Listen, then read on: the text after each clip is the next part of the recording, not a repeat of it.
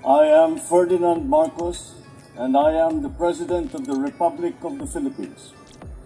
I stand today on behalf of 110 million Filipinos. Hello everyone, hello people, and hello words Philippine. It's me again guys, let's 138.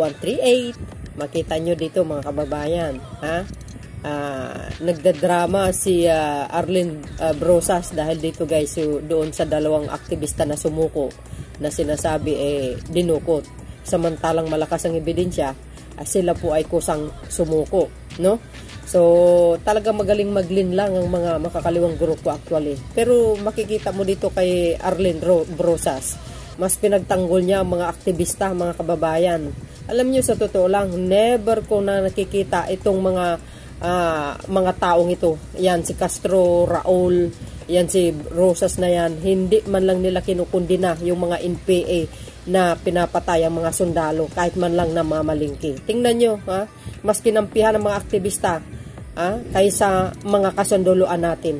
Ay nako, naloka. Kaya mag-ingat kayo sa mga panlinin lang ng mga makakaliwang grupo. Panoorin nyo ito mga kababayan, but before that, don't forget to likes, comment, and of course, add to your favorite. Follow na rin nyo po ako. So yun mga kababayan, yan ang eksena dyan, no? Dyan sa budget hearing ng DND Secretary. Sinali pa si General Palparan, na frame up ni Dilimaw yun.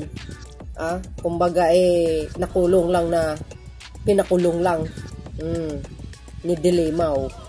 So yun guys, pakinggan nyo ang kanyang madramang eksena.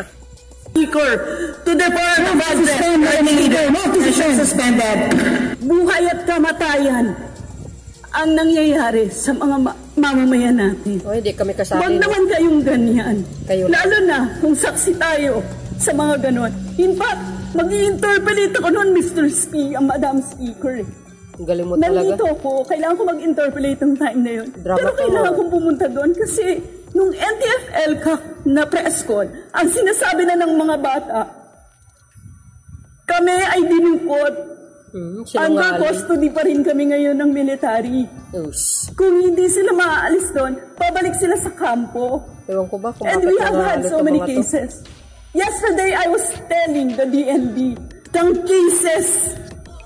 Hanggang ngayon, hindi pa rin naman na-resolve yung mga cases na yun. That was under the DND Secretary, si Gilbert Chodoro.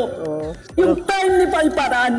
Si Sherlyn Cadapan, hindi na nalitaw. Nagawa niya Dilimaw. Madam Speaker, si isang kasama niya. Grabe, drama talaga nito.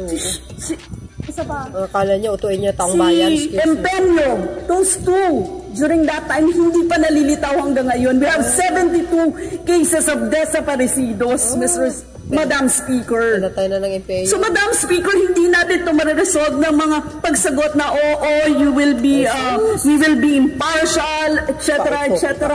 Anong hustisya meron tayo dito, Mr. Mas kinampihan mo mga aktivista kaysa mga sundalo. Loka ka. Madam Speaker, I have so many questions on the DOJ, Madam Speaker. I move, Madam Speaker, to the suspended. Pumutin kayo sa Cancun. Madam Speaker, good morning.